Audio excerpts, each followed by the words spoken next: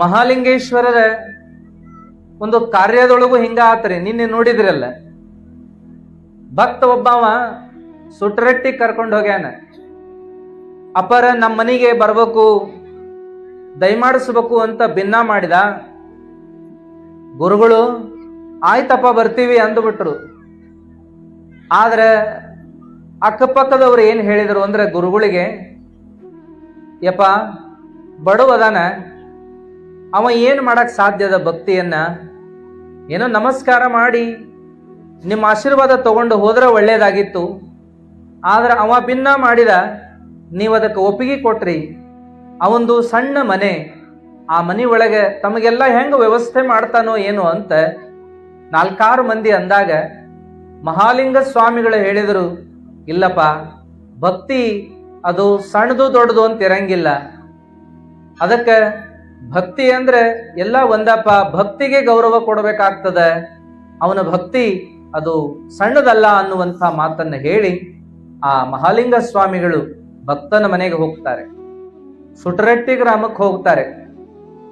ಭಕ್ತಂಗೆ ಬಡತನ ಉಂಟೆ, ನಿತ್ಯಂಗೆ ಮರಣ ಉಂಟೆ ಅಂತ ಹೇಳು ಹಾಗೆ, ಮನೆ ನೋಡ ಬಡವರು, ಮನ ನೋಡ ಘನ ಮನ ಸಂಪನ್ನರು ಅಂದ ಹಾಗೆ ಆ ಶರಣ ಗಂಗಯ್ಯ ಅಂಥ ಜೀವನ ಮಾಡ್ತಿದ್ದ. ಶರಣರು ಹೇಳ್ದಂಗ ಇದ್ದವ. ಮನೆ ನೋಡಿದ್ರ ಬಡವ, ಮನಸ್ಸು ನೋಡಿದ್ರ ಶ್ರೀಮಂತ. ನೋಡಿ, ನಾವು ಹಂಗಿರ್ಬೇಕ್ರಿ. ಮನೆ ಸಣ್ಣದಾಕಿರುವಲ್ದಕ್ಕ ಮನಸ್ಸು ದೊಡ್ಡದಿರ್ಬೇಕು ಅಂತ ಹೇಳಿ. ಆದ್ರೆ ಏನಾಗೈತಂದ್ರೆ ಇತ್ತೀಚಿನ ದಿನಮಾನದೊಳಗೆ ಮನಿ ಬಾಳ ದೊಡ್ಡ ದೊಡ್ಡ ಮನಿ ಕಟ್ಟಿಸ್ತೀವಿ, ಆದ್ರೆ ಮನಸ್ಸು ಮಾತ್ರ ಬಹಳ ಸಣ್ಣದು. ಮನ್ಯಾಗ ಬದುಕವ್ರು 2-4 ಮಂದಿಯೋ, ಆದ್ರೆ ಮನಿ ಇರೋದು ಎಷ್ಟು ದೊಡ್ಡದು ಅಂದ್ರೆ ಅವಾಗೇನ್ ಇರ್ತಿದ್ವಲ್ಲ, ಕೂಡು ಕುಟುಂಬ ಅಂತೇಳಿ. ಅಮ್ಮ ಅಜ್ಜ ಏನು ಮಕ್ಕಳು ಮೊಮ್ಮಕ್ಕಳು ಮರಿ ಮೊಮ್ಮಕ್ಕಳು ಎಲ್ಲಾರು ಕೂಡಿ ಜೀವನ ಮಾಡುವಂತ ದೊಡ್ಡ ದೊಡ್ಡ ಮನೆಗಳು. ಅಂತಂತ ಮನೆಗಳನ್ನೇ ಕಟ್ಕೋತೀವಿ. ಖರೆ ಇರೋರು ಎಷ್ಟು ಮಂದಿ ಅಂದ್ರೆ 4 ಮಂದಿ ಇರ್ತೀವಿ. ಎಲ್ಲಾರು ಆ ಕಡೆ ಈ ಕಡೆ ಕಳಿಸಿ. ಮನೆ ಬಹಳ ದೊಡ್ಡವು, ಆದ್ರೆ ಮನಸ್ಸು ಬಹಳ ಸಣ್ಣವು. ಇದರಿಂದ ಏನ್ ಪ್ರಯೋಜನ ಹೇಳ್ರಿಪ್ಪ? ಅದಕ್ಕೆ ಮನೆ ಸಣ್ಣದಿರುವಲ್ದಕ್ಕ ಮನಸ್ಸು ದೊಡ್ಡದಿರಬೇಕು ಅನ್ನುವಂತ ಮಾತನ್ನು ಶರಣರು ಹೇಳಿದ್ರು. ಮನೆ ನೋಡ ಬಡವರು, ಮನ ನೋಡ ಘನಮನ ಸಂಪನ್ನರು. ರೊಕ್ಕದಿಂದ ನಮಗ ಬಡತನ ಇರ್ಲಿ ನಡೀತದೆ, ಸಂಪತ್ತಿನಿಂದ ಬಡತನ ಇರ್ಲಿ ನಡೀತದೆ, ಫಲಮನೆಯಿಂದ ಬಡತನ ಇರ್ಲಿ ನಡೀತದೆ, ಅಧಿಕಾರ ಅಂತಸ್ತಿನಿಂದ ಬಡತನ ಇರ್ಲಿ ನಡೀತದ. ಆದ್ರೆ ನಮಗ ಮನಸ್ಸಿನಿಂದ ಬಡತನ ಇರಬಾರದು ಅಂತೇಳಿ, ಭಾವದ ಬಡತನ ಇರಬಾರದು. ಮಯ್ಯ ಅನ್ನೋ ಭಕ್ತ ಮನೆಯಿಂದ ಬಡವದಾನ, ಮನಸ್ಸಿನಿಂದ ಶ್ರೀಮಂತದಾನ ಅಂತ ಮಹಾಲಿಂಗ ಸ್ವಾಮಿಗಳು ಅವನ ಮನೆಗೆ ಹೋಗ್ತಾರ. 4 ಮಂದಿ ಅಂದ್ರೆ 4 ಮಂದಿ ಕುಂದುರುವಟ್ಟ ಜಗ ಅವ್ರ ಮನ್ಯಾಗ. ಆದ್ರೆ ಹೇಳ್ಯಾನ ಇಡೀ ಊರಿಗೆಲ್ಲ ಊಟಕ್ಕೆ ಹೇಳ್ಯಾನ. ಅವಾಗ ಅಂದ್ರು 4 ಮಂದಿ ಅಂತ ಇರ್ತಾರ ನೋಡ್ರಿ. ಹಿಂಗು ಅನ್ನೋರು ಹಂಗು ಒಳ್ಳೇದನ್ನೋರು ಇರ್ತಾರೆ, ಕೆಟ್ಟದ್ದನ್ನೋರು ಇರ್ತಾರೆ, ಚಲೋ ಅನ್ನೋರು ಇರ್ತಾರೆ, ಕೆಟ್ಟ ಅನ್ನೋರು ಇರ್ತಾರೆ.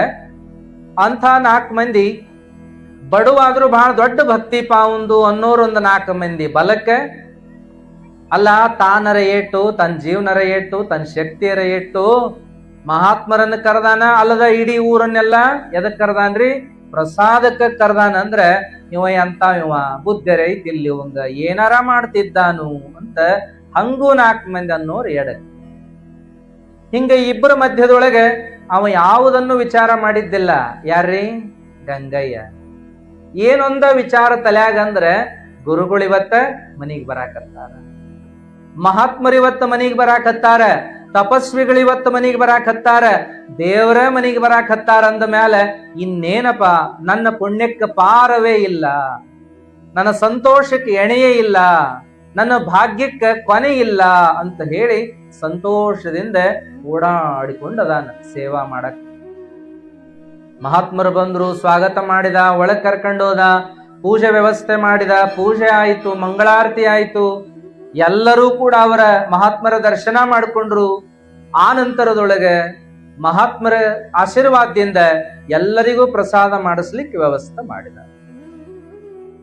ಅಡಿಗೆ ಮನೆಯಾಗ ನೋಡ್ತಾನು ಏನಪ್ಪಾ ಅಂದ್ರೆ ಪಾತ್ರೆ, ಇಷ್ಟಿಷ್ಟೇ ಪಾತ್ರೆಗಳು, ಸಣ್ಣ ಪಾತ್ರೆ, ಬೋಗಾಣಿ, ಸಣ್ಣ ಸಣ್ಣ ಬೋಗಾಣಿ ಒಳಗೆ ಮಾಡಿದ ಅಡಿಗೆ. ಈ ಸ್ವಲ್ಪ ಇರ್ತಕ್ಕಂಥ ಅಡಿಗೆಯನ್ನ ಈ ಎಲ್ಲಾ ಜನಕ್ಕೆ ಹೆಂಗ್ ಮುಟ್ಸೋದು ಅಂತೇಳಿ ವಿಚಾರ ಮಾಡಿ ಮಹಾಲಿಂಗ ಸ್ವಾಮಿಗಳ ಹಸ್ತವನ್ನು ಮುಟ್ಸೋಣ ಅಂತ ಪ್ರಸಾದ ತಗೊಂಡೋಗಿ ಹಸ್ತ ಮುಟ್ಸಿ. ನೋಡ್ರಿ, ನೀವು ಮಾಡ್ತಿರಲ್ಲ ಅಡಿಗೆ ಮಾಡಿದಗಳೇ, ದಿನ ಮಾಡ್ಲಿಕ್ಕರು ಹಬ್ಬದಾಗರ ಮಾಡ್ತೀರಿ. ಅಡಿಗೆ ಮಾಡಿದಗಳೇ ಏನ್ ಮಾಡ್ತೀರಿ? ಹೆಗಲ ತೊಳೆದು ಇಬತ್ತಿ ಹಚ್ತೀರಿ, ಎಡಕ ಬಲಕ ಇಬತ್ತಿ ಹಚ್ಚಿ ನಮಸ್ಕಾರ ಮಾಡ್ತೀರಿ. ಮುಂದೇನಪ್ಪಾ ಅಂದ್ರೆ ತಾಟ್ನಾಗ ಒಂದಿಟ್ಟು ಎಡಿ ತೆಗೆದು ದೇವ್ರ ಕಡೆ ಕೈ, ನಮ್ ಕಡೆ ಬಾಯಿ. ಹೌದಲ್ರಿ? ಹಿಂಗೆಲ್ಲ ಮಾಡ್ತಿರ್ತೀರಿ. ಏನ ಮಾಡಿದ್ರು ಕೂಡ ಹಬ್ಬದಾಗ ವಿಶೇಷವಾಗಿ ದೇವ್ರ ಕೊಟ್ಟ ಪ್ರಸಾದ ಅಂತ ದೇವರಿಗೆ ನೈವೇದ್ಯ ಮಾಡಿ ಪ್ರಸಾದ ತಗೊಳ್ಳುವಂಗ. ಇನ್ನು ಮಹಾತ್ಮರು ಬಂದಾಗ ಅವರ ಹಸ್ತವನ್ನು ಮುಟ್ಸುವಂತಹದ್ದು ಅದ ಪ್ರಸಾದ. ಮಾಡಿದ ಅಡಿಗೆಗೆ ಅವ್ರ ಹಸ್ತವನ್ನು ಹಚ್ಚಿದ ಮೇಲೆ ಅದಕ್ಕೆ ಪ್ರಸಾದ ಅಂತ ಕರೆದು ಭಕ್ತಿಯಿಂದ ಅದನ್ನು ಸ್ವೀಕಾರ ಮಾಡುವಂತಹದ್ದು. ಹಂಗ ಈ ಭಕ್ತ ಮಹಾಲಿಂಗ ಸ್ವಾಮಿಗಳ ಹಸ್ತವನ್ನು ಹಚ್ಚಿಸಿ ಆ ಪ್ರಸಾದವನ್ನು ನೀಡಾಕ್ ಶುರು ಮಾಡಿದ. ಸಣ್ಣ ಬೋಗಾಣಿ ಒಳಗೆ ಮಾಡಿದ ಅಡಿಗೆ ಹೊರಗರ ಇಡೀ ಊರು ಜನ ಬಂದದ. ಅಂಗಳದೊಳಗನ ಎಲ್ಲಾರನು ಸಾಲಾಗಿ ಕುಂಡ್ರಿಸ್ಯಾರ. ಎಡಿ ಮಾಡಾಕ್ ಶುರು ಮಾಡಿದ್ರು. ಅವಾಗೆಲ್ಲ ಎಲಿ ನೋಡ್ರಿ, ಮುತ್ತುಗದೆಲಿ, ಪತ್ರೋಳಿ ಎಲಿ ಅಂತಿರಲ್ಲ, ಮುತ್ತುಗದೆಲಿ. ಎಲ್ಲಾರ್ಗು ಎಲಿ ಕೊಟ್ಟು ಎಡಿ ಮಾಡಾಕ್ ಶುರು ಮಾಡಿದ್ರೆ ನಿಡ್ಕೊಂತ ಹೊಕ್ಕಾನ ಅದು 100 ಮಂದಿಗಾಯ್ತು. 200 ಮಂದಿ, 300 ಮಂದಿ ಅಲ್ಲ, 1000 ಮಂದಿ ತಕ್ಕ ಎಲ್ಲರಿಗೂ. ಆದ್ರೂ ಕೂಡ ಇನ್ನೂ ಪಾತ್ರೆ ಖಾಲಿನ ಆಗಿಲ್ಲ, ಇನ್ನೂ ಹಂಗ ಅದ ಅಡಿಗೆ ಅದ ಪಾತ್ರೆ ಒಳಗೆ. ಮಹಾಲಿಂಗ ಸ್ವಾಮಿಗಳ ಹಸ್ತ ಹಚ್ಚಿದ ಆ ಪಾತ್ರೆ ಅಕ್ಷಯ ಪಾತ್ರೆ ಆಗಿತ್ತು ಅಂತ ಕೇಳ್ತೀವಿ. ನೋಡ್ರಿ, ಹಿಂಗ ಆಗ್ತದದು. ದೈವದಾಗ ಮಾಡಿದ್ದು ಹಿಂಗ ಹುಲುಸಾಗ್ತದ. ಹುಲುಸಾಗೋದು ಅಂತಾರ ಅಂದ್ರೆ ಹೆಚ್ಚಾಗೋದು, ಬೆಳೀತದ. ಇಲ್ಲಿ ಅಡಿಗೆ ಮಾಡ್ತಿರಲ್ಲ ನೀವು ಪ್ರತಿ ದಿವಸ, ಅದು ಇಬ್ಬರಿಗೆ 4 ಮಂದಿಗೆ 10 100 1000 ಮಂದಿಗೆ ಲೆಕ್ಕ ಇರಂಗಿಲ್ರಿ. ಅದಕ್ಕೆ ಎಷ್ಟು ಮಂದಿ ಬರ್ತಾರ ಅನ್ನೋ ಲೆಕ್ಕ ಇರಂಗಿಲ್ಲ. ಆದ್ರ ಮಾಡಿದ ಅಡಿಗೆ ಎಲ್ಲಾರಿಗೂ ಸಮನಾಗಿ ಮುಟ್ತತಿ ಅಂದ್ರೆ ಯಾರ ಆಶೀರ್ವಾದ್ರಿಪ್ಪ? ಇದು ಶಿವಲಿಂಗೇಶ್ವರ ಮಹಾಲಿಂಗೇಶ್ವರನ ಆಶೀರ್ವಾದ. ಆ ಮಾಡಿದ ಅಡಿಗೆ ಅನ್ನಂಗಲ್ಲಿ ನೀವೇನಂತೀರಿ? ಪ್ರಸಾದ ಅಂತೀರಿ. ಪ್ರಸಾದ ಅಂದ ಮೇಲೆ ಅದು ಕಡಿಮೆ ಆಕತ್ತೇನ್? ಆಗುದೇ ಇಲ್ಲ. ಇನ್ನು ಎಷ್ಟು ಮಂದಿ ಬಂದ್ರು ಎಲ್ಲರಿಗೂ ಆಕತಿ ಅಂತ ಅದು ಪ್ರತೀತಿನೇ ಅಲ್ಲ, ಇವತ್ತಿಗೂ ಕೂಡ ಸತ್ಯವಾಗಿರುವಂತಹದ್ದು. ಮನೆಯಾಗ ನೀವು ಅವ್ವಾಗಳು ಯಾವುದೆಲ್ಲ ಮಸಾಲೆ, ಮನೆಯಾಗ ಮಾಡಿದ ಮಸಾಲೆ, ಮತ್ ಹೊರಗೆ ತಂದ ಮಸಾಲೆ, ಗರಂ ಮಸಾಲೆ, ಬಿಸಿ ಅಲ್ಲ ತಣ್ಣನ ಮಸಾಲೆ, ಏನೆಲ್ಲ ಹಾಕಿ ಅಡಿಗೆ ಮಾಡಿದ್ರು ಕೂಡ ಅಟ್ ರುಚಿ ಆಕತಿಲ್ಲ, ಗೊತ್ತಿಲ್ಲ. ಆದ್ರೆ ದೈವದಾಗ ಮಾಡಿದ್ದು ಎಟ್ ರುಚಿ ಆಕತಿ ಅಂತಂದ್ರೆ ಏನ್ ಹೇಳಾಕ್ ಸಾಧ್ಯ ಆಗುದಿಲ್ಲ. ವಾಲ್ಯಂದವ್ರು ಸಹಿತ ಇನ್ನಟ್ ನೀಡಪ್ಪ ಅಂತ ನೀಡಿಸ್ಕೊಂಡು ಉಣ್ತಾರ. ಸಾರ್ ಇನ್ನಟ್ ಹಾಕ್ರಿಪ್ಪ, ಎಟ್ ಅಮೃತ ಆಗೈತಲ್ಲ ಅಂತಾರ. ನೋಡ್ರಿ, ಹಂಗಾಗಿ ಆ ದೈವದ ಅಡಿಗೆ ಏನದಲ್ಲ, ಅದು ಅಡಿಗೆಲ್ಲ, ಅದು ಪ್ರಸಾದ, ಅದು ಮಹಾಪ್ರಸಾದ. ಅದು ಪರಮಾತ್ಮನ ಹಸ್ತದಿಂದಲೇ ನಿಮಗೆಲ್ಲ ಮುಟ್ಟುವಂಥದ್ದಾಗಿರೋದ್ರಿಂದ ರುಚಿ ಒಳಗೆ ವ್ಯತ್ಯಾಸ ಇಲ್ಲ. ಮತ್ತೆ ಎಲ್ಲರಿಗೂ ಎಷ್ಟು ಮಂದಿ ಬಂದ್ರು ಎಲ್ಲರನ್ನು ಒಳಗೊಂಡು ಎಲ್ಲರಿಗೂ ತೃಪ್ತಿ ಆಗುವಂತಹ ಒಂದು ಪ್ರಸಾದ ನಡೀತದ ಅಂತಂದ್ರೆ ಇದು ಆಶೀರ್ವಾದ ಬಲ ಅಂತೆ. ಮಹಾತ್ಮರನ್ನ ಮನೆಗೆ ಕರೆಸುವಂತಹದ್ದು ಒಂದು ಪದ್ಧತಿ ರೀ, ಹಿಂದಿಂದ ಬಂದದದು. ನಿಮ್ಮೂರಾಗೂ ಕರಿತಿರ್ತಿರಲ್ಲ, ಬಹುಶಃ ನಿಜಗುಣೆ ಅಜ್ಜಾರು, ಹಿರಯ್ಯ ಅಜ್ಜಾರು ಎಲ್ಲರೂ ಅಡ್ಡಾಡ್ತಿರ್ಬೋದು ಬಹುಶಃ ಊರಾಗ. ಸೋಮವಾರ, ಗುರುವಾರ, ಹಬ್ಬ, ಹುಣಿವಿ, ಹೌದಲ್ರಿ? ಗುರುಗಳನ್ನ ಮನೆಗೆ ಕರೆದು ಅವರಿಗೆ ಯಥಾಶಕ್ತಿ ಭಕ್ತಿ ಮಾಡಿ ಪ್ರಸಾದ ಮಾಡಿಸಿ ಕಳಿಸುವಂತ ಒಂದು ಪದ್ಧತಿ ಮೊದ್ಲಿಂದನೂ ನಡ್ಕೊಂಡು ಬಂದದ್ದದ. ಹಂಗ ಪ್ರಸಾದ ಮಾಡಿಸುವಂತ ಪದ್ಧತಿ ಬೇಕು. ಯಾಕಂದ್ರೆ ಗುರುಗಳನ್ನ ಮನೆಗೆ ಕರೆದು ಅವ್ರ ಪಾದ ಹಾಕಿಸ್ಬೇಕು ಅನ್ನುವಂತಹದ್ದು. ಜೊತೆಗೆ ಇಂಥ ಕಾರ್ಯಕ್ರಮದೊಳಗೇನು ಮಹಾತ್ಮರು ಬರ್ತಾರಲ್ಲ, ಇವರನ್ನು ಕರ್ಕೊಂಡು ಹೋಗಿ ಪ್ರಸಾದ ಮಾಡಿಸುವಂಥವ್ರು ಅದ ಬಹಳ ಜನ. ಆಗಾಗ ತಮ್ಮ ಗುರುಗಳನ್ನ ಕರೆದು ಮನೆಗಳಲ್ಲಿ ಪಾದಪೂಜೆ ಮಾಡಿ ಪ್ರಸಾದ ಮಾಡಿಸುವಂತಹದ್ದು ಕೂಡ ಪದ್ಧತಿ ಅದ. ಯಾಕಂದ್ರ ನೋಡ್ರಿ, ಯಾವ ಮನಿ ಬಾಕ್ಲ ತೆರೆದದ್ದ ಐತೋ ಆ ಮನ್ಯಾಗ ನಾಯಿ ಹೋಗ್ತಾವಂತ. ಯಾವ ರಾಜ್ಯದೊಳಗ ಸಿಂಹಾಸನ ಖಾಲಿ ಐತೋ ಅಲ್ಲಿ ಯಾರು ಬಂದು ಕುಂಡಿರ್ತಾರಂತ. ಮುಂದೇನಪ್ಪಾ ಅಂದ್ರೆ ಯಾವ ಹಣ್ಣು ಸಿಪ್ಪೆ ಬಿಚ್ಚಿ ಇಟ್ಟದ್ದದನೋ ಅದಕ್ಕೆ ಹುಳ ದೌಡ್ ಮುಟ್ತಾವಂತ. ಯಾವ ಮಾಡಿದ ಅಡಿಗೆ ಬಾಯಿ ತೆರೆದಿಡ್ತಿರೋ ಅಲ್ಲಿ ಕಸ ಬಂದು ಧೂಳು ಬಂದು ಬೀಳ್ತದಂತ. ಹಾಗೆ ದೇವರನ್ನ ನೆನೆಸಲಾರದ ಮನಸ್ಸನ್ನು ಇಟ್ಟುಕೊಂಡು ಕುಂತ್ರೆ ಆ ಮನಸ್ಸಿನ್ಯಾಗ ಭೂತ ಪ್ರೇತ ಗಾಳಿ ಶಕ ಇವ ಹಾಕಾವು, ಇವ ಬಡ್ಕೋತಾವು ಅನ್ನುವಂತಹದ್ದು ಅಕ್ಕಮಾದೇವಿ ಹೇಳ್ತಾರೆ.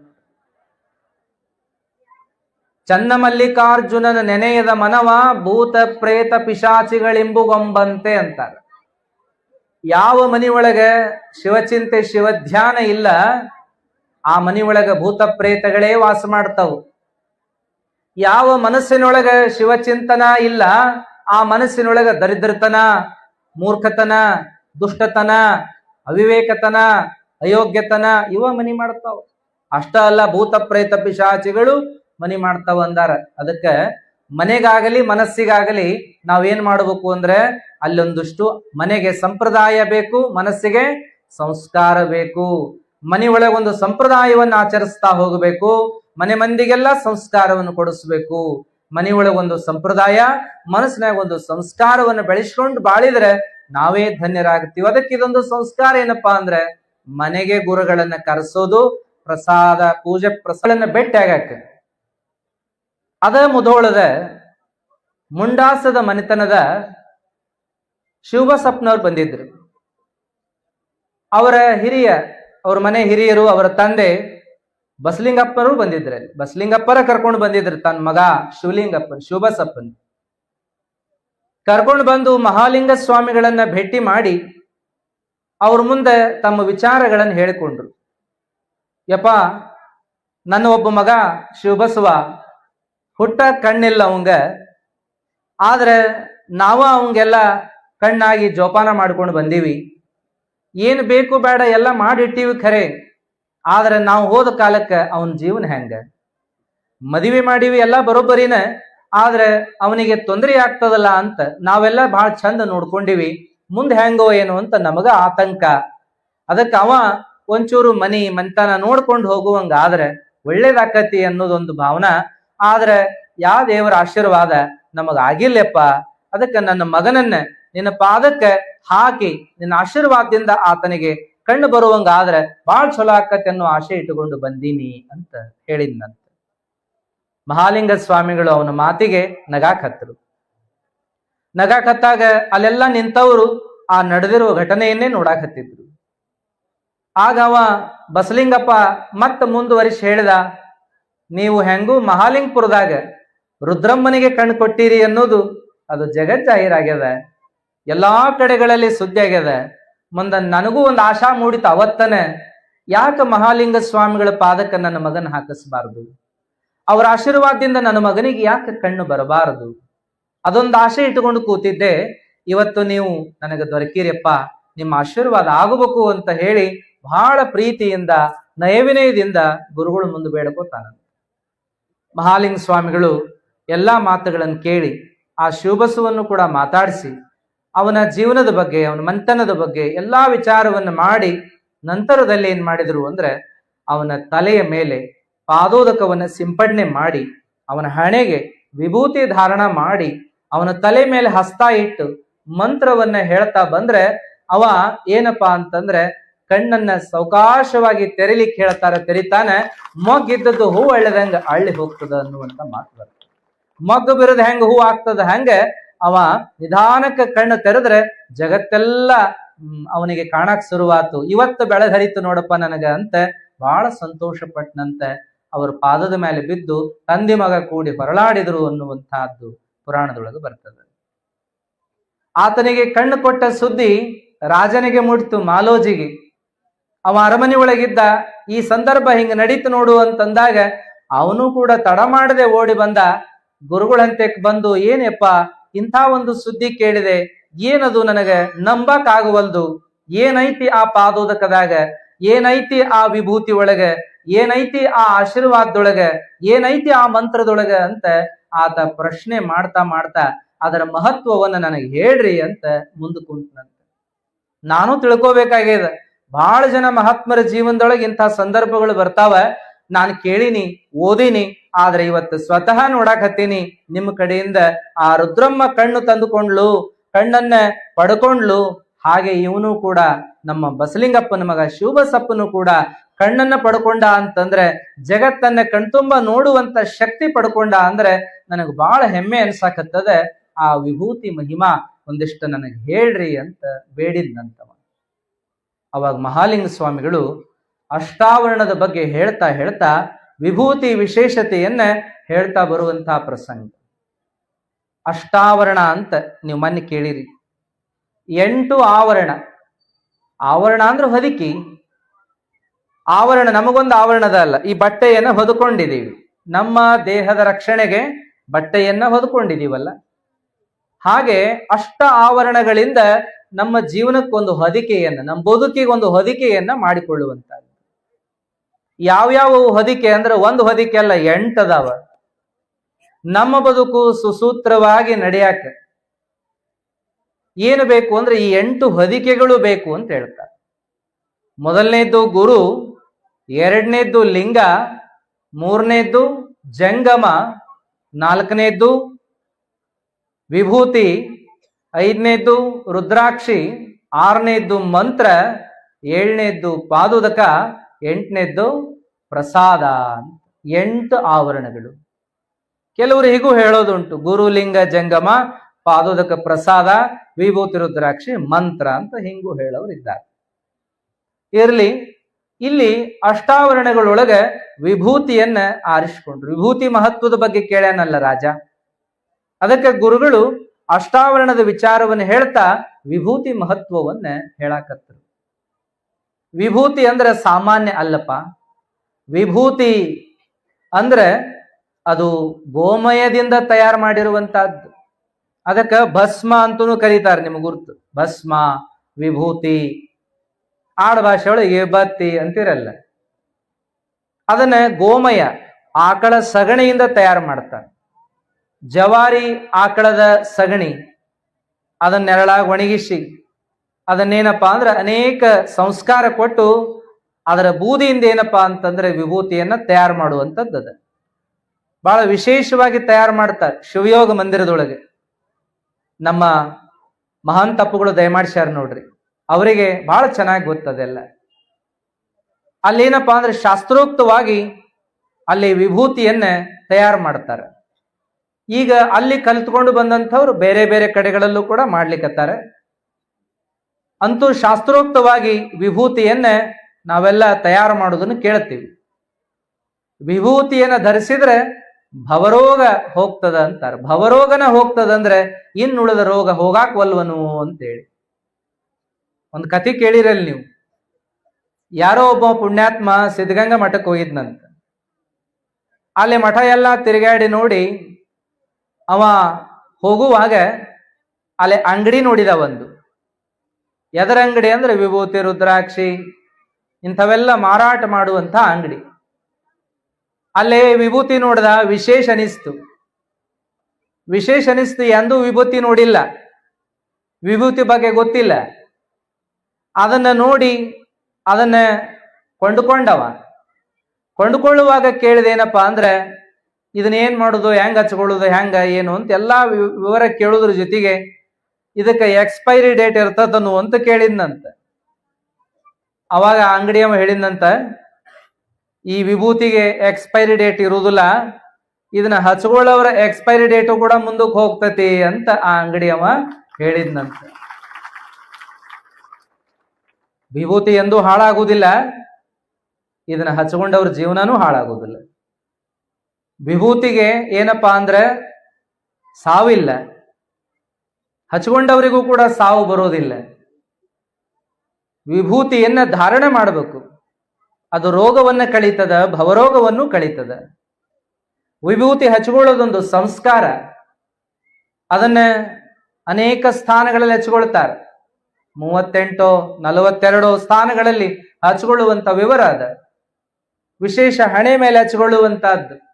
ನಮ್ಮ ಹಿರಿಯರು, ಹಳ್ಳಿ ಜನ ಯಾವಾಗಲೂ ಹಣೆ ಮೇಲೆ ವಿಭೂತಿ ಧಾರಣ ಮಾಡಿಕೊಳ್ಳುವಂತಹದ್ದು. ಎದ್ದುಗಳೇ ಮುಖ ತೊಳೆದು ಇವತ್ತು ಹಚ್ಕೊಳ್ಳೋದು, ಸ್ನಾನ ಆದಗಳೇ ಹಚ್ಕೊಳ್ಳೋದು, ಪೂಜಾ ಮಾಡುವಾಗ ಹಚ್ಕೊಳ್ಳೋದು, ಸಾಯಂಕಾಲ ತಮ್ಮ ಹೊಲದ ಕೆಲಸ ಮುಗಿಸ್ಕೊಂಡು ಮನೆಗೆ ಬಂದು ಮುಖ ತಕ್ಕೊಂಗಳೇ ಇವತ್ತು ಹಚ್ಕೊಳ್ಳೋದು ನೋಡ್ತಿರುವಂತ. ಇಂಥ ಕಾರ್ಯಕ್ರಮದೊಳಗಂತೂ ನೋಡಾಕ್ ಕುಂತ್ರ ಎಲ್ಲರ ಹಣೆ ಮೇಲೆ ವಿಭೂತಿಗಳೇ ಕಾಣ್ತಿದ್ವು. ಆದ್ರೆ ಈಗೆಲ್ಲ ಕಡಿಮೆ ಆಗದ ಹಚ್ಕೊಳ್ಳೋರ ಸಂಖ್ಯೆ.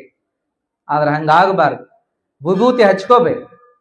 ಎಲ್ಲರೂ ಪೌಡರ್ಗಳನ್ನ ಹಚ್ಕೊಳ್ಳುವಂಥವ್ರು ಬಹಳ ಮಂದಿ ಆಗ್ಯಾರ. ಈಗ ಸ್ನೋ ಹಚ್ಕೊಳ್ಳುವಂಥವ್ರು, ಪೌಡರ್ ಹಚ್ಕೊಳ್ಳುವಂಥವ್ರು, ಸೆಂಟು ಇತ್ಯಾದಿ ಹಚ್ಕೊಳ್ಳುವಂಥವ್ರೇ ಬಹಳ ಮಂದಿ. ಆದ್ರೆ ವಿಶೇಷವಾಗಿ ವಿಭೂತಿಯನ್ನು ಹಚ್ಕೊಳ್ಳೇಬೇಕು. ವಿಭೂತಿ ಬಹಳ ಒಳ್ಳೆಯದು. ಆ ವಿಭೂತಿ ಧಾರಣೆಯ ಬಗ್ಗೆ ಮಹಾಲಿಂಗ ಸ್ವಾಮಿಗಳು ಆ ಮಾಲೋಜಿ ರಾಜನಿಗೆ ಹೇಳ್ತಾ ಹೊಂಟಾರ. ವಿಭೂತಿ ಶಿವನಿಂದ ಬಂದದಪ್ಪ, ಸ್ವತಃ ಶಿವನೇ ವಿಭೂತಿ ಧಾರಣೆ ಮಾಡಿಕೊಳ್ತಿದ್ದ, ಶಿವನೇ ಕೊಟ್ಟಿರುವಂಥ ಒಂದು ಲಾಂಛನ ಇದು. ನಮಗ ಇದನ್ನ ಧಾರಣೆ ಮಾಡುವಂತಹದ್ದು ನಮಗೆ ಶ್ರೇಯಸ್ಸನ್ನುಂಟು ಮಾಡ್ತದೆ. ನಮ್ಮ ರೋಗ ಭವರೋಗ ಕಳೆಯೋದಲ್ಲ, ನಮ್ಮ ಜೀವನದ ಯಶಸ್ಸಿಗೆ ಇದು ಸಹಕಾರಿ ಆಗ್ತದೆ. ಭೂತ ಪ್ರೇತ ಪಿಶಾಚಿಗಳ ಕಾಟ ಆಗುವುದಿಲ್ಲ. ಅಷ್ಟ ಅಲ್ಲ, ಹುಳುಕು ಹುಣ್ಣು ಕಜ್ಜಿ ಇತ್ಯಾದಿ ರೋಗಗಳು ಬರೋದಿಲ್ಲ. ನಂತರದೊಳಗ ಮಕ್ಕಳಿಗೂ ಕೂಡ ಧರಿಸೋದ್ರಿಂದ ಯಾವ ದೃಷ್ಟಿ ಅವ್ರಿಗೆ ಆಗುವುದಿಲ್ಲ. ವಿಭೂತಿ ಧಾರಣ ಮಾಡ್ಕೊಳ್ಳೋದ್ರಿಂದ ಅವ್ರ ಮೇಲೆ ಯಾರ ಕೆಟ್ಟ ದೃಷ್ಟಿಯೂ ಕೂಡ ಬೀಳುವುದಿಲ್ಲ. ಹಿಂಗ ಅನೇಕ ಮಾತುಗಳು ಬರ್ತವೆ. ನಾವು ಕೇಳ್ತೀವಲ್ಲಿ, ನೀರಿಂಗೆ ನೈದೆಲೆಯ ಶೃಂಗಾರ, ಬಸವಣ್ಣವ್ರ ವಚನ. ಸಮುದ್ರಕ್ಕೆ ತೆರೆಯೇ ಶೃಂಗಾರ, ನಾರಿಗೆ ಗುಣವೇ ಶೃಂಗಾರ, ಗಗನಕ್ಕೆ ಚಂದ್ರಮನೆಯೇ ಶೃಂಗಾರ, ಕೂಡಲ ಸಂಗನ ಶರಣರ ನೊಸಲಿಗೆ ಶ್ರೀ ವಿಭೂತಿಯೇ ಶೃಂಗಾರ ಅನ್ನುವಂತಹದ್ದು. ಅದಕ್ಕೆ ನಾವೆಲ್ಲರೂ ವಿಭೂತಿಯನ್ನು ಧಾರಣ ಮಾಡಲ. ಸಂಗನ ಶರಣರ ನೊಸಲಿಗೆ ವಿಭೂತಿಯೇ ಶೃಂಗಾರ ಅಂದಾರ. ಈಗೆಲ್ಲ ಶೃಂಗಾರಕ್ಕೆ ಏನೇನೋ ಖರ್ಚು ಮಾಡ್ತಾರ, ಏನೇನೋ ಹಚ್ಕೊಳ್ಳುವಂತ ವ್ಯವಸ್ಥೆ ಇವತ್ತು ಬೆಳೆದು ಬಂದದ. ಆದ್ರೆ ಅವೆಲ್ಲ ಕೆಮಿಕಲ್ ರೀ. ಅವೆಲ್ಲ ಅವನ್ನ ಹಚ್ಕೊಳ್ಳೋದ್ರಿಂದ ರೋಗಾನ ತಂದುಕೊಳ್ತೀವಿ ವಿನಃ ಅದರಿಂದ ಏನು ಆರೋಗ್ಯ ಸಿಗುವುದಿಲ್ಲ. 4 ದಿನ ಚಂದ ಕಾಣಕ ಏನೇನೋ ಖರ್ಚು ಮಾಡಿ ಕಾಸ್ಮೆಟಿಕ್ಸ್ಗಳನ್ನು ಹಚ್ಕೊಳ್ಳೋ ಬದಲಾಗಿ ಏನು ನಮ್ಮ ಸಂಸ್ಕೃತಿ, ನಮ್ಮ ಧರ್ಮ, ನಮ್ಮ ಸಂಸ್ಕೃತಿಯ ಪ್ರತೀಕವಾಗಿರುವಂತ ವಿಭೂತಿ ಧಾರಣೆ ಮಾಡೋದನ್ನ ಎಲ್ಲರೂ ರೂಢಿಸ್ಕೋಬೇಕು. ಹಿರಿಯರು ಹಚ್ಕೋತಾರ, ಮಕ್ಕಳಿಗೂ ಹಚ್ಕೋ ಅಂತ ಹೇಳ್ತಾರ. ಅವು ಒಲ್ಲೆ ತಾವ್, ಒಲ್ಲೆ, ನಾ ಸಾಲಿಗೆ ಹೊಂಟೀನಿ, ಕಾಲೇಜ್ಗೆ ಹೊಂಟೀನಿ, ಹೊರಗೆ ಹೊಂಟೀನಿ, ಅಲ್ಲಿ ಹೊಂಟೀನಿ. ಎಲ್ಲಿ ಹೋದರೂ ಕೂಡ ಹಚ್ಕೊಂಡ್ರೆ ಏನ್ ತಪ್ಪದ? ಅವರವರ ಧರ್ಮವನ್ನ ಅವರವರು ಪಾಲಿಸ್ತಾರ, ನಮ್ಮ ಧರ್ಮವನ್ನ ನಾವು ಪಾಲಿಸ್ಬೇಕು. ನಮ್ ಧರ್ಮ ಪಾಲಿಸೋದ್ರೊಳಗೆ ಏನ್ ತಪ್ಪದ? ಹಾಗಾಗಿ ವಿಭೂತಿ ಧಾರಣೆ ಮಾಡೋದು ಅದೇನು ಅಸಹ್ಯಕರ ಅಂತ ಯಾಕೆ ಭಾವಿಸ್ಬೇಕು ಹುಡುಗರು? ಹಾಗಾಗಿ ನೀವು ವಿಭೂತಿಯನ್ನು ಹಚ್ಕೊಳ್ರಿ, ಕೊಳ್ಳಾಗ ಲಿಂಗವನ್ನ ಕಟ್ರಿ, ರುದ್ರಾಕ್ಷಿ ಧಾರಣ ಮಾಡ್ರಿ. ಇವೆಲ್ಲ ನಮಗೆ ಬೇಕು ಅನ್ನುವಂತಹದ್ದು. ಇವು ನಮ್ಮ ಸಂಸ್ಕೃತಿಯ ಪ್ರತೀಕ, ಸಂಸ್ಕಾರದ ಪ್ರತೀಕ, ನಮ್ಮನ್ನ ತಪ್ಪು ಹಾದಿಗೆ ಹೋಗಲಾರ್ದಂಗ ಕಾಯ್ತವ ಅನ್ನುವಂತಹದ್ದು. ಹಂಗಾಗಿ ವಿಭೂತಿ ಧಾರಣೆಯನ್ನ ಪ್ರತಿಯೊಬ್ಬರು ಕೂಡ ಮಾಡಿಕೊಳ್ಬೇಕು ಅನ್ನುವಂತ ಮಾತನ್ನ ಹೇಳ್ತಾ, ವಿಭೂತಿ ಧಾರಣೆಯ ಮಹತ್ವವನ್ನ ಆ ರಾಜನಿಗೆ ಮಹಾಲಿಂಗ ಸ್ವಾಮಿಗಳು ಹೇಳ್ತಾ ಬರ್ತಾರ. ಅದರ ಮಹತ್ವ ಹೇಳ್ತಾರೆ. ಅದರ ಮಹತ್ವವನ್ನ ಹೇಳ್ತಾ ಬಂದ್ರು. ಅದನ್ನ ಹಚ್ಕೊಂಡವರು ಮಹಾತ್ಮರಾಗ್ಯಾರಪ್ಪ, ಪುಣ್ಯಾತ್ಮರಾಗ್ಯಾರಪ್ಪ. ಅದಕ್ಕೆ ಆ ವಿಭೂತಿಯ ಧಾರಣೆ ಅವಶ್ಯವಾಗಿ ಬೇಕು. ಕಾಣದ ಕಣ್ಣು ಕಂಡುವು ಅಂದ ಮೇಲೆ, ಕಳೆದುಕೊಳ್ಳಾರ್ದಂಥ ರೋಗವನ್ನೇ ಕಳ್ಕೋತಾರ ಅಂದ ಮೇಲೆ, ಮತ್ತ ಎಂಥ ಪಾಪಿಯಾದರೂ ಕೂಡ ವಿಭೂತಿ ಧಾರಣೆಯಿಂದ ಪುಣ್ಯವಂತನಾಗ್ತಾನೆ, ಆತ ಪುಣ್ಯ ಪ್ರಾಪ್ತಿಯನ್ನು ಮಾಡಿಕೊಳ್ತಾನೆ ಅನ್ನುವಂಥ ಅನೇಕ ಕಥೆಯನ್ನ ಹೇಳ್ತಾ ಬರ್ತಾರ ಅವರು. ಏನ್ ಹೇಳ್ತಾರ ಅಂತಂದ್ರೆ, ಗೌತಮ ಋಷಿಯ ಶಾಪಕ್ಕೇನೋ ವಸಿಷ್ಠನ ವಂಶದಲ್ಲಿ ಹುಟ್ಟಿ ಬಂದಂಥ ಒಬ್ಬ ಸಾಧಕ, ಆತ ಏನಪ್ಪಾ ಅಂತಂದ್ರೆ ಶಾಪಗ್ರಸ್ತನಾಗಿ ಬಿಟ್ಟಿದ್ದ. ಆತ ಶಾಪಗ್ರಸ್ತನಾದಾಗ ಏನಾತು ಅಂತಂದ್ರೆ, ಆ ಶಾಪವನ್ನ ಕಳ್ಕೊಳ್ಳೋದಕ್ಕೆ ಏನ್ ಮಾಡ್ಲಿ ಅಂತ ಒದ್ದಾಡುವಾಗ, ಆ ಶಾಪ ವಿಮೋಚನೆಗೆ ಏನ್ ಮಾಡ್ಲಿ? ಆ ಶಾಪ ಯಾವುದು ಅಂದ್ರೆ, ಅವ ಸತ್ತು ಜೇನು ಹುಳುವಾಗಿ ಹುಟ್ಟುವಂತದ್ದು. ಆ ಜೇನು ಹುಳುವಾಗಿ ಹುಟ್ಟಿದಂಥ ಆ ವ್ಯಕ್ತಿ ಏನಪ್ಪಾ ಅಂತಂದ್ರೆ ಅಹೋಬಲ ಅನ್ನುವಂತಾತ. ಆತ ಜೇನು ಹುಳುವಾದ ಮೇಲೂ ಕೂಡ ಮತ್ತೆ ಸಾವನ್ನಪ್ತಾನೆ. ಏನಪ್ಪಾ ಇದು? ಮತ್ತೆ ಹುಳುವಾಗಿ ಹುಟ್ಟಿ ಸತ್ತು, ಮತ್ತೆ ಹುಳುವಾಗಿ ಹುಟ್ಟಿ, ಏನಪ್ಪಾ ಇದು ನನ್ನ ಜನ್ಮ ಅಂತ ಗೋಳಾಡುವಾಗ, ಆಗ ಏನಪ್ಪಾ ಅಂತ ಕೇಳಿದ್ರೆ ಋಷಿಗಳು ಆತನಿಗೆ ಆಶೀರ್ವಾದ ಮಾಡ್ತಾರೆ. ಏನಪ್ಪಾ ಆಶೀರ್ವಾದ ಅಂತಂದ್ರೆ, ವಿಭೂತಿಯನ್ನ ಧಾರಣೆ ಮಾಡಿ, ಆ ವಿಭೂತಿ ಧಾರಣೆಯಿಂದ ಆ ಜಂತುವಿನ ಕ್ರಿಮಿಕೀಟದ ಜನ್ಮದಲ್ಲಿ ಹುಟ್ಟಿ ಬರುವಂತಹದ್ದನ್ನು ಕಳ್ಕೊಂಡು ಮತ್ತೆ ಮನುಷ್ಯನಾಗಿ ಮುಕ್ತತೆಯ ಹಾದಿಯನ್ನು ಹಿಡ್ದ, ಮುಕ್ತಿಯ ಹಾದಿಯನ್ನು ಹಿಡ್ದ ಅನ್ನುವಂಥ ಮಾತು ಈ ಪುರಾಣದೊಳಗೆ ಉಲ್ಲೇಖ ಮಾಡ್ತಾರೆ. ನಂತರದೊಳಗೆ ಏನಪ್ಪಾ ಅಂತಂದ್ರೆ, ಗೌತಮ ಋಷಿ ತನ್ನ ಹೆಂಡತಿಯನ್ನ ಅಹಲ್ಯೆಯನ್ನ ಕರ್ಕೊಂಡು ಒಂದು ಯಾಗಕ್ಕೆ ಭಾಗವಹಿಸಿದಾಗ, ಒಂದು ಯಜ್ಞ ಯಾಗದಲ್ಲಿ ಭಾಗವಹಿಸಿದಾಗ, ಆ ಅಹಲ್ಯೆಯ ರೂಪವನ್ನ ನೋಡಿ, ಸೌಂದರ್ಯವನ್ನ ನೋಡಿ, ಅಲ್ಲಿ ಬಂದಂಥ ಅನೇಕ ಜನ ಋಷಿ ಮುನಿಗಳ ಮನಸ್ಸಿನ್ಯಾಗ ಕೆಟ್ಟ ಭಾವನೆಗಳು ಬಂದುವಂತ್ರಿ. ಕೆಟ್ಟ ಭಾವನೆಗಳು ಬಂದಾಗ ಅವಾಗ ಗೌತಮ ಋಷಿ ಏನ್ ಮಾಡಿದ ಅಂತಂದ್ರೆ ಅವರಿಗೆಲ್ಲ ಶಾಪ ಕೊಟ್ಟನಂತ. ನಿಮ್ಮ ಜ್ಞಾನ ಎಲ್ಲ ಮರೆತು ಹೋಗಲಿ, ನಿಮ್ಮ ಜ್ಞಾನ ಅದು ಹಾಳಾಗಲಿ ಅಂತ ಶಾಪ ಕೊಟ್ಟನಂತ. ಅವಾಗ ಅವರೆಲ್ಲ ಸಾಮಾನ್ಯರಂಗ ಮಾತಾಡಿಕೊಂಡು ಜಗಳಾಡಿಕೊಂಡು ಟೀಕಾ ಟಿಪ್ಪಣಿ ಮಾಡಿಕೊಂಡು ಬದುಕನ್ನ ಮಾಡಕ್ ಶುರು ಮಾಡಿದ್ರು. ಅವಾಗ ಏನಾತು ಅಂತಂದ್ರೆ ಈ ಶಾಪ ವಿಮೋಚನೆ ಆಗುದ್ ಹೆಂಗ ಅಂತ ದೇವತೆಗಳು ಆ ಗೌತಮನಿಗೆ ಗೌತಮ ಋಷಿಗೆ ಪ್ರಶ್ನೆ ಮಾಡಿದಾಗ ಗೌತಮ ಋಷಿಗಳು ಹೇಳ್ತಾರ, ಏನಿಲ್ಲ, ವಿಭೂತಿ ಧಾರಣೆ ಮಾಡಿದ್ರ ಆಯ್ತು, ಅವರ ಜ್ಞಾನ ಮತ್ತೆ ಬಂದು ಬಿಡ್ತದ, ಮರೆತ ಅವರ ಜ್ಞಾನ ಅವರ ನೆನಪಿಗೆ ಮತ್ತೆ ಬರ್ತದ, ಕಳ್ಕೊಂಡ ಜ್ಞಾನ ಮತ್ತೆ ಅವರಿಗೆ ದೊರೀತದ ಅನ್ನುವಂತ ಮಾತನ್ನು ಹೇಳಿದಾಗ ಕೊನೆಗೆ ಅವರಿಗೆಲ್ಲ ವಿಭೂತಿ ಧಾರಣೆಯನ್ನ ಮಾಡಿದ ಮೇಲೆ ಅವರು ಕಳ್ಕೊಂಡಂತ ತಮ್ಮ ಜ್ಞಾನವನ್ನ ಮತ್ತೆ ಪಡ್ಕೊಳ್ತಾರ ಅನ್ನುವಂತ ಉಲ್ಲೇಖವು ಕೂಡ ಬರ್ತದೆ. ಹಾಗ ಏನಪ್ಪಾ ಅಂದ್ರೆ ಎಲ್ಲಾ ಶರಣರ ವಿಚಾರಗಳನ್ನು ನೋಡ್ತೀವಲ್ಲ, ಅವರೆಲ್ಲ ವಿಭೂತಿಯ ಬಗ್ಗೆ ಸಾಕಷ್ಟು ಮಾತುಗಳನ್ನು ಹೇಳ್ತಾ ಬರ್ತಾರ. ವಿಭೂತಿ ಬಗ್ಗೆ ಏನ್ ಹೇಳ್ತಾರ ಅಂತಂದ್ರೆ, ಅಯ್ಯ ಎನಗೆ ವಿಭೂತಿಯೇ ಮನೆ ದೈವ, ಅಯ್ಯ ಎನಗೆ ವಿಭೂತಿಯೇ ಕುಲದೈವ, ಅಯ್ಯ ಎನಗೆ ವಿಭೂತಿಯೇ ಸರ್ವ ಕಾರಣ, ಅಯ್ಯ ಎನಗೆ ವಿಭೂತಿಯೇ ಸರ್ವ ಕಾರಣ, ಅಯ್ಯ ಎನಗೆ ವಿಭೂತಿಯೇ ಸರ್ವಸಿದ್ಧಿ, ಅಯ್ಯ ಶ್ರೀ ಮಹಾವಿಭೂತಿ ಎಂಬ ಪರಂಜ್ಯೋತಿ ನೀವಾದಿರಾಗಿ ಎನಗೆ ವಿಭೂತಿಯೇ ಸರ್ವ ಸಾಧನವಯ್ಯ ಅನ್ನುವಂತ ಮಾತನ್ನು ಹೇಳ್ತಾರೆ. ನೋಡ್ರಿ, ವಿಭೂತಿಗೆ ಎಂತ ಸ್ಥಾನವನ್ನು ಕೊಡ್ತಾರೆ. ಹಾಗಾಗಿ ಮಹಾತ್ಮರು ಲಿಂಗದೊಳಗಾದಾಗ ಅವ್ರಿಗೇನಂತ ಕರೀತಾರೆ, ವಿಭೂತಿ ಪುರುಷರು ಅಂತ ಕರೀತಾರೆ. ಮಹಾತ್ಮರು ದೇಹ ಬಿಟ್ಟಾಗ, ಮಹಾತ್ಮರು ನಮ್ಮ ನಗಲಿದಾಗ, ಅವರ ಬಗ್ಗೆ ನೆನಪನ್ನ ಮಾಡಿಕೊಳ್ಳುವಾಗ ಅವರಿಗೆ ವಿಭೂತಿ ಪುರುಷರು ಅಂತಲೇ ಕರೆಯುವಂತ ನೆನಪು ಮಾಡಿಕೊಳ್ಳುವಂತ ಸಂದರ್ಭ. ಯಾಕೆ ವಿಭೂತಿ ಪುರುಷರು ಅಂದ್ರೆ ಅವರು ಭೂತಗಳಿಗೆ ಒಳಗಾಗುವುದಿಲ್ಲ. ಏನು ಮಣ್ಣು, ನೀರು, ಗಾಳಿ, ಬೆಳಕ ಹೇಳ್ತೀವಲ್ರಿ, ಪಂಚಭೂತಗಳಿಂದ ಈ ಶರೀರ ಆಗಿರ್ತದ. ಈ ಶರೀರವನ್ನ ಬಿಟ್ಟ ಮೇಲೆ ಅವರು ಭೂತ ಹೋಗಿ ವಿಭೂತ ಪುರುಷರಾಗಿ ಬಿಡ್ತಾರೆ.